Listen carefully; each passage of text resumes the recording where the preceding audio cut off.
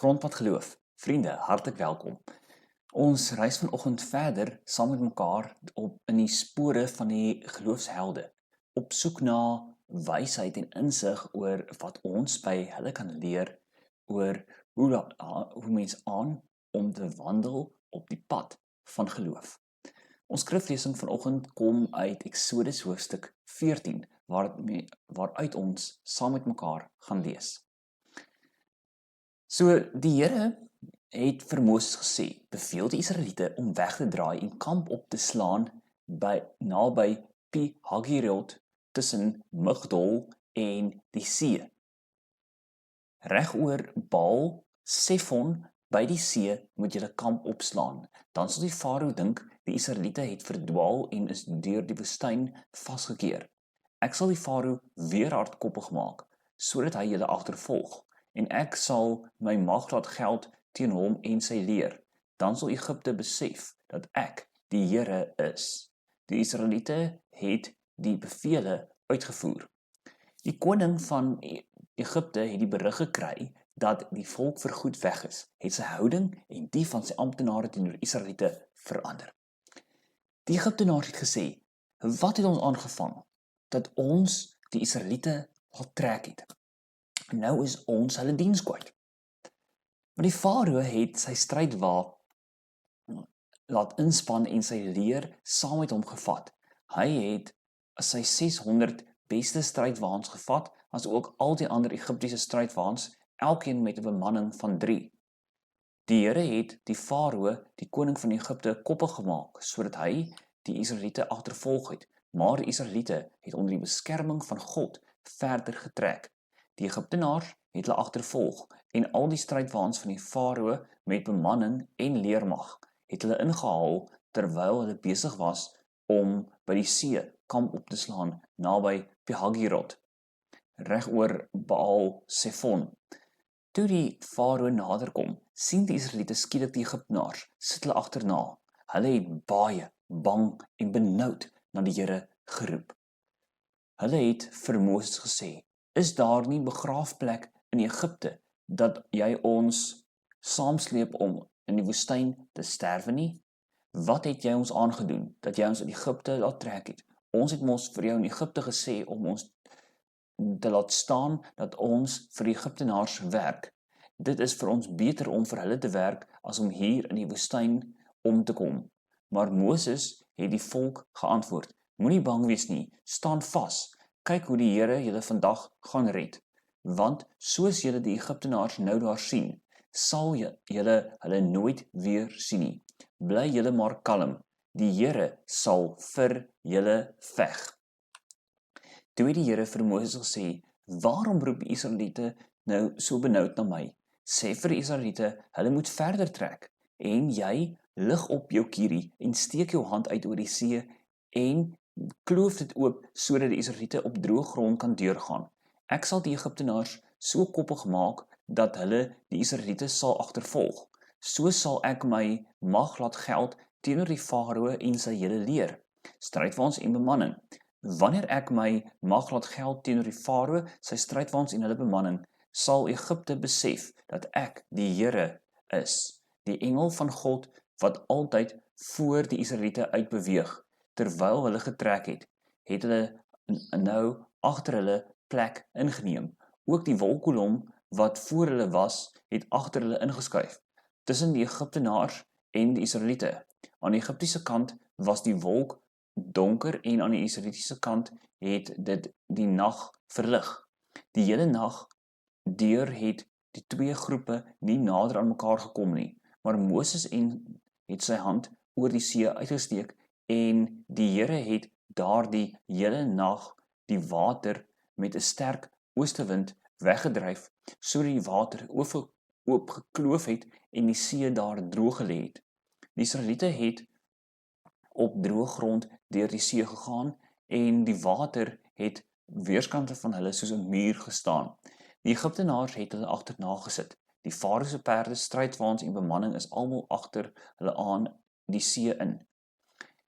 In die vroeë môre het die Here uit die vuur en die wolk kolom afgekyk op die Egiptiese leer en verwarring onder hulle gesaai. Hy het die wiele van hulle strydwaans laat afval, sodat hulle skaars kon beweeg. Toe sê die Egiptenaars, ons moet wegkom van Israeliete af, want die Here veg vir hulle teen Egipte.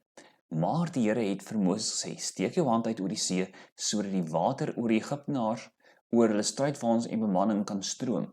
Moses steek toe sy hand uit oor die see, teen dagbreek het die see teruggestroom oor sy bodem en die Egiptenaars het hulle teen die water vasgevlug.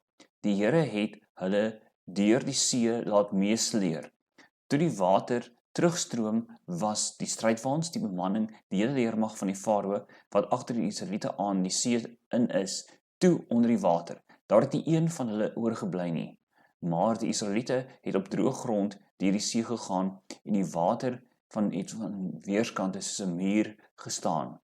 Die Here het Israel daardie dag gered van Egipte en die Israeliete het die Egiptenaars dood op die strand sien lê. Toe Israel sien hoe kragtig die Here teen Egipte opgetree het, is hulle met ontzag vir hom vervul. En dan lees ons in Eksodus 15. Toe het Moses en die Israeliete die volgende lied tot eer van die Here gesing. Ek wil tot eer van die Here sing omdat hy hoog verhewe is. Perd en strydwa het hy in die see geslinger. Maar Miriam, die profetes, suster van Aaron, het 'n tamboerijn gevat en al die vroue het met tamboeryne agterna geloop en gedans. Miriam het vir hulle voorgesing, sing tot eer van die Here omdat hy hoog verhewe is. Perd en ruiter het hy in die see geslinger. Ons lees net tot sover. So, kom ons voeg net vinnig weer ons prentjie bymekaar. Abraham het gesemigreer. In die begin van ons reis, hy het getrek, want God het aan Abraham 3 beloftes gemaak. Abraham, ek beloof aan jou 'n nageslag, aan jou en jou nageslag 'n land, en in jou sal al die nasies van die aarde geseën wees. Ons het op hierdie reis saam met mekaar nie net vir Abraham ontmoet nie, maar sy seun Isak, die se seun Jakob, die se seun Josef. Toe het ons vir Moses, sy broer Aaron ontmoet. Ons het ook al kennis gemaak met die Farao en vanoggend ontmoet ons vir Miriam wat ook haar lied byvoeg. Maar in die skoene van die geloofshelde sover het ons vir mekaar gesê, ons sien hoe geloofshelde ook soms twyfel, worstel met God, oorweldig word, moedeloos voel, eie planne maak of selfs onreg verduur. Maar ons weet egter dat God is getrou, God onthou, hy is betrokke, hy ken mense, hy beskik en hy is genadig. En met hierdie spieël wat ons al reeds kan ophou, kom ons kyk dan vanoggend verder hoe ontvou die res van hierdie verhaal. So op ons grondpad geloof reis, ontmoet ons dan vanoggend vir Miriam. Maar kom ons begin net weer waar ons verlede week geëindig het. Om nie slegs te weet God is getrou nie, maar om dit te onthou, is 'n sleutelmotief wat 'n mens reg deur die Ou Testament vind. Om nie net te weet van God nie, maar om dit te onthou wie hy is en vanuit daardie bewussyn uit daagliks te leef. Eksodus 12 vers 51 en 13 vers 3. Presies op die dag waarop die fees gevier word, het die Here die stamme van Israel bevry. Onthou die dag, want dit is deur sy groot mag dat die Here julle daaruit bevry het. So in Eksodus 13 vers 8 het ons dan gelees, op die feesdag moet elkeen vir sy kinders vertel. Dit is oor wat die Here vir my gedoen het, toe ek in Egipte weggetrek het. Die fees moet soos 'n teken op jou merk, op jou hand of op jou voorkop wees. So jy sien hierdie opdrag wat hulle kry hier is egter persoonlik. Dit is nie oor wat die Here vir ons gedoen het nie, maar dit is oor wat die Here vir my gedoen het. En dit is die manier hoe jy met jou kinders moet praat. Onthou wat God gedoen het en vertel dan wat God aan my gedoen het, wat God aan vir jou gedoen het, toe hy ons daardie dag bevry het. En dit moet so naby aan jou wees, soos 'n teken op jou hand of 'n merk op jou voorkop. Moet jy bewus wees van wie ek is en hoe getrou ek is, sê die Here hier vir die volk. Maar nou sien ons dat hierdie opdrag om daaroor te praat, is persoonlik. Maar sou ons nie ook vir mekaar kon sê dat wel in die Nuwe Testament het ons ook die opdrag om met mekaar te praat oor wie die Here is nie. Hoe gereeld vertel jy vir jou kinders oor wie die Here vir jou is? Hoe gereeld praat jy intentioneel met hulle oor geloof? Hoeveel tyd spandeer jy effektieflik om hulle geloof te help vorm? Hoe vertel jy vir hulle oor van die geloof wat in jou hart leef? In Eksodus 13 vers 21 sou ons lees dat die Here het bedags met 'n wolkkolom voor hulle uitgegaan om vir hulle die pad te wys en snags met 'n vuurkolom vir hulle lig te verskaf sodat hulle dag en nag kon trek. Jy sien, God is nie net saam met hierdie mense nie, maar hy is ook in detail bewus van dit wat hulle nodig het om nou te kan trek soos hy hulle beveel het. En nou sien ons maar God is nie net in detail bewus van wat ons dalk ook vandag nodig het nie, maar hy is ook saam met my. Eksodus 14 vers 1 tot 2, waar ons vanoggend begin saam lees het. Die Here het vir Moses gesê: "Beveel die Israeliete om weg te draai en kamp op te slaan. Dan sal die Farao dink die Israeliete het verdwaal en is deur die woestyn vasgekeer. Ek sal die Farao hardkoppig maak." Die verwagte uitkoms het gebeur. God is getrou. Hy het hulle uit Egipte bevry. Tog beteken dit nie dat alles gaan nou net maklik wees nie. Hoe gereeld gebeur dit maar met ons ook dat ons wil op God vertrou, dan wil ons nou 'n uitkoms hê. Die situasie moet nou aangespreek word. Dit moet net maklik, dit moet net lekker wees. Hoe gereeld wil ons nie ook maar net die uitdaging, die moeilikheid, die stikkend of die seer van die lewe sy stap nie. Eksodus 14 vers 5. Toe die koning van Egipte die berig kry dat die Israeliete vergoed weg is, het sy houding verander. Hulle het gesê: "Wat het ons aangevang dat ons die Israeliete laat trek het? Nou is ons hulle diens kwyt." Na al die pla hou die Farao nog steeds nie rekening met God nie en is sy grootste bekommernis maar net die verlies aan arbeid. Jy sal dink na al hierdie pla wat die Farao beleef het, sal hy besef maar hier het ek met God, die Here, te doen, die Almagtige. Maar nee, sy grootste bekommernis is sy verlies aan arbeid. Maar voor ons dink, dis sy probleem, dis nie ons nie. Kan dit nie dalk maklik met ons ook gebeur dat ons so bekommerd is primêr eerste oor die wins wat ons moet genereer voor ons sê hoe staan dit in verband met die prioriteit wat ons gee aan God se koninkryk nie. Eksodus 14 vers 6 tot 8. Die Here het die Farao hardkoppig gemaak dat hy die Israeliete agtervolg het, maar hulle het egter onder die beskerming van God verder getrek.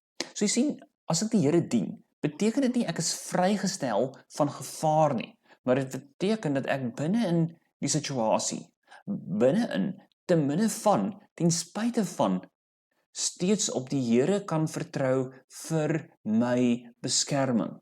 Dat die Here sal sorg, dat hy vir my sal voorsien, dat ek in hom rus en tevredenheid sal kan vind.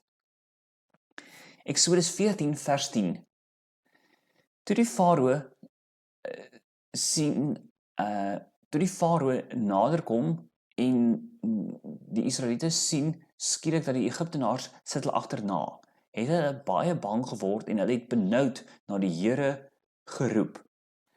Hierdie mense het ervaar hoe God hulle uit Egipte laat trek het, hoe hy die 10 pla gebruik het, hoe hy die wolkkolom en die vuurkolom gebruik het om saam met hulle te trek.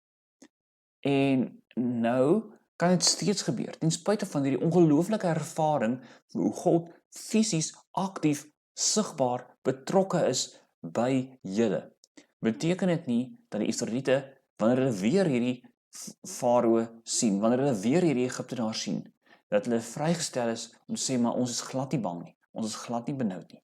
Ons sien, maar hulle ervaar weer dieselfde emosies van bang wees, benoud wees. Maar daar binne-in sê hulle, maar ons roep na die Here. Here, U het ons tot hier gebring.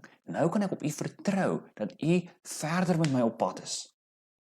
Kan jy daarmee identifiseer dat al weet jy wie God is, al ken jy die Here, al ervaar jy die Here se betrokkenheid in jou lewe, dat jy ook per geleentheid steeds bang en benoud voel, maar in daai situasie tot die Here kan roep.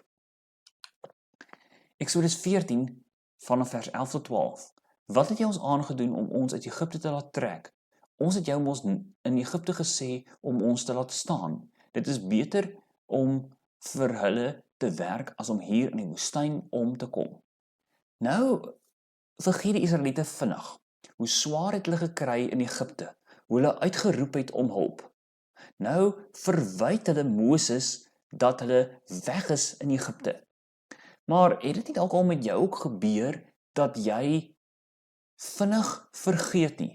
Jy het lank geroep vir 'n uitkoms, slegte omstandighede ervaar. Jy het op God vertrou vir 'n uitkoms. Hy het daardie uitkoms gebring. En dan, hoe vinnig vergeet ek nie daarvan nie. Vergeet ek van God se getrouheid nie. En dan, die oomblik wanneer dit swaar gaan, het dit nie al met jou ook gebeur. Dan wil ek graag maar net iemand anders blameer vir hierdie slegte omstandighede waarin ek my bevind nie. Of ek sê, as ons maar net weer kan teruggaan na die goeie ou dae. En dan vergeet ek maklik die swaar kry van die goeie ou dae. Ek vergeet maklik hoe ek toe ook geworstel het en op toe ook op God gewag het vir 'n uitkoms. Jy sien, die antwoord is nie altyd om terug te gaan in die verlede nie, want dit kan ons nie doen nie. Maar ons kan vorentoe gaan en op God vertrou dat hy my steeds vandag gaan help. Maar Moses sê hulle moet nie op hulle eie krag staat maak nie. Moenie bang wees nie. Staan vas en kyk hoe die Here julle gaan red. So hulle roep nou bang en benoud tot die Here uit. Maar Moses sê, moenie bang wees nie. Staan vas en kyk hoe die Here julle vandag gaan red. Bly kalm, want die Here gaan vir julle veg. Eksodus 14 vers 15. Toe die Here vir Moses gesê, waarom roep julle so benoud na my? Sê vir die Israeliete, hulle moet verder trek. Jy sien, die Israeliete het gedink, ons is deur dit. Wow, ons is deur die gevaar, hier gaan ons. Ons het nou Egipte verlaat, 10 plaae het gebeur, ons is nou right. Maar nou word hulle omkant betrap daardeur dat die Egiptenaars hulle weer agterna sit.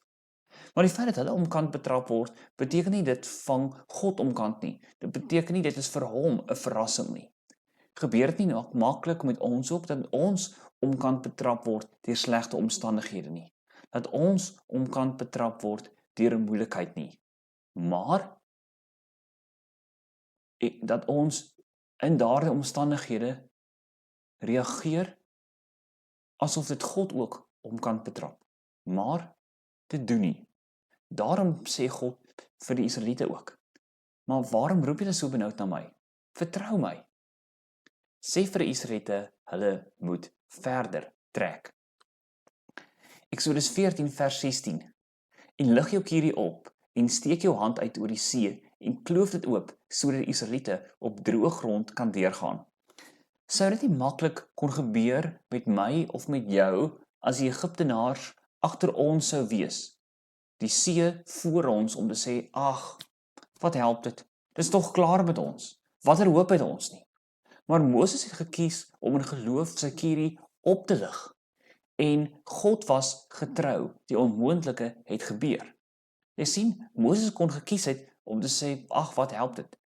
Ek gaan nie my kierie oplig nie. Dis in elk geval verby met ons. Maar Moses kies om die stap in geloof te neem en sy kierie op te lig. God is getrou en hy doen die onmoontlike. Eksodus 14 vers 18 sê, en wanneer ek my mag laat geld teenoor die Farao, sy strydwaans en hulle bemanning, sal Egipte besef dat ek die Here is. Jy sien, die verhaal gaan nie eerstens oor die Israeliete wat swaar kry, of die pla wat Egipte tref nie, maar dit gaan hier oor die openbaring, die herbevestiging, om te kom onderstreep, maar wie is God? Dat hy die Here is. Dit is wat saak maak hier. Dit is wat belangrik is. Dat God sê, ek is die Here. En dit is wat ek gaan openbaar. Eksodus 14 vers 19. Die engel van die Here, wat altyd voor die Israeliete uitbeweeg het nou agter hulle plek ingeneem. Ook die wolkkolom wat agter hulle was, het nou voor hulle ingeskuif. Let op die detail van hoe die Here hier nie slegs bewus is van die Israeliete nie, maar betrokke is by die Israeliete. Wanneer laas het jy 'n oomblik geneem om net in verwondering te staan oor wie God is, hoe getrou hy is, en net gesê vir 'n oomblik, wow, God is getrou nie. Eksodus 14 vers 21 tot 22. Moses het sy hand oor die see uitgesteek en die Here het daardie hele nag water met 'n sterk oostewind weggedryf, sodat die water oopgekloof het en die see daar droog gelê het. Die Israeliete het op droë grond deur die see gegaan en die water het weerskante van hulle soos 'n muur gestaan. Jy sien al het die Israeliete vroeër getwyfel, bang geword, benoud gevoel, het dit niks verander of weggeneem van God se getrouheid nie. God bly getrou. Eksodus 14 vers 23 tot 24. Die Egiptenaars het hulle agterna gesit. Die Farao se perde, strydwaans en bemanning is almal agter hulle aan die see in. In die vroeë môre het die Here uit die vuur en die wolkkolom afgekyk op die Egiptiese leer en verwarring onder hulle gesaai. Jy sien, die Egiptenare was so gefokus op hulle eie doelwit om die Israeliete in te haal, dat hulle nie rekening gehou het met God nie. Maar kan dit nie dalk met ons ook gebeur? Dat ek en jy so gefokus is op ons eie doelwitte. Ek moet net die volgende teikens haal. Dat ek nie meer werklik rekening hou met God nie. Dat ek nie meer regtig eers vra my Here, wat is U wil vir my lewe? Hoe kan ek U verheerlik nie? Hoe kan ek U eer prioritiseer nie? Maar die Here het vir Moses gesê, steek jou hand oor die see uit, sodat die watermassas oor die Egiptenaars en oor hulle bemanning kan stroom. Moses steek toe sy hand oor die see uit, en die Egiptenaars het hulle teen die watermassa vasgevlug. Die Here het hulle deur die see laat meesleer. Jy sien, God het nie vir Moses iets gevra wat hy nie gehad het nie. God het slegs gebruik dit wat Moses alreeds in sy hand gehad het, naamlik 'n kierie. Wat het die Here miskien in jou hand geplaas, wat hy ook in sy diens kan gebruik? Wat het jy in jou hand, wat jy ook in diens van die Here kan gebruik? Eksodus 14 vers 28 tot 29. Toe die water terugstroom, was die strydwaans en die hele bemanning, die hele leermag van die Farao het agter die Israeliete aan die see in, toe onder die water. Daar het nie een van hulle oorgebly nie, maar die Israeliete het op droë grond deur die see gegaan en die water het aan weerskante van hulle soos 'n muur gestaan. Dan hoor ons die Israeliete is met ontzag vervul. As ek en jy moet evalueer, hoe lyk ons ontzag, ons respek nog vir die Here? Het ek nog ontzag? Daardie diepe ontzag vir die Here toe ek tot geloof in hom gekom het? Of het ek nie dalk so gewoond geraak aan my idee van die Here dat ek nie meer werklik daardie ontzag vir die Here het nie? Maar dan lees ons dat Moses en die Israeliete reageer toe met 'n loflied om die Here te eer vir sy getrouheid, redding, krag, oorwinning en beskerming. Toe het Moses en die Israeliete die volgende lied tot eer van die Here gesing. Ek wil tot eer van die Here sing omdat hy hoog verhewe is. Perd en strydwa het hy in die see geslinger. Die Here is my krag en my beskerming. Hy het tot my redding gekom. Hy is my God, hom roem ek. En dan lees ons in vers 20. Miriam, die profetes, die suster van Aaron, het 'n tamboerijn gevat en al die vroue met tamboeryne het agterna geloop en gedans. Miriam het vir hulle voorgesing: "Sing tot eer van die Here, omdat hy hoog verhewe is. Perd en ruiter het hy in die see geslinger." Dan hoor ons hoe val Miriam in by die refrein met haar loflied. Maar as ek en jy vandag moes reageer, hoe sal die woorde van jou loflied klink? Wanneer laas het jy die aktiewe, dringende behoefte gehad om te sê, maar ek moet die Here loof. Ek wil die Here loof. Jy sien, soms is dit vir ons makliker om God te loof en kom die woorde van die refrein vinnig by my op. Ander kere is ek dalk op 'n plek waar ek meer soek om woorde te vind om God mee te loof, terwyl ek dalk op 'n plek is waar ek worstel. Maar as ons reeks so ver, ontdek ons dat God mense ontmoet op die pad waar hulle is. Al worstel hulle, hy skryf hulle nie af nie, maar hy kom openbaar weer wie hy is, dat hy getrou is aan sy beloftes. Mag ek en jy dit waag om te sing nogtans. Nie omdat my omstandighede gunstig is nie, nie omdat my vooruitsigte belovend is nie, maar omdat ek vertrou het in die karakter van God, in sy getrouheid, en daarom wil ek sing, daarom kan ek sing, en daarom kan ek ook my tamboerijn uithaal en inval soos 'n Miriam by die refrein om te sing, maar die Here is hoog en verhewe. Perd en ruiter het hy in die see geslinger. Wat kan ek saamneem? 1. Onthou. God onthou sy beloftes en hy handel daarvolgens met mense. 2. God sien mense se swaar kry. Hy hoor hulle hulpgeroep en hy's in detail by hulle betrokke. 3. God is aan die werk selfs al sien jy dit nie. Selfs al beteken dit dat jy dit nie sien nie, beteken nie dat iets God omkant betrap nie. 4. God sal die finale sê oor onreg hê. Hy sal op sy tyd en sy manier oordeel en hy handel regverdig. 5. God is die God oor wie ek in verwondering moet bly, oor wie ek kan aanhou sing oor sy getrouheid. Jy sien, as ons dink oor geloof, neem geloof ons ook dikwels op grondpaaie, maar te midde van daardie grondpaaie het ons die versekering dat God saam met ons is. Amen.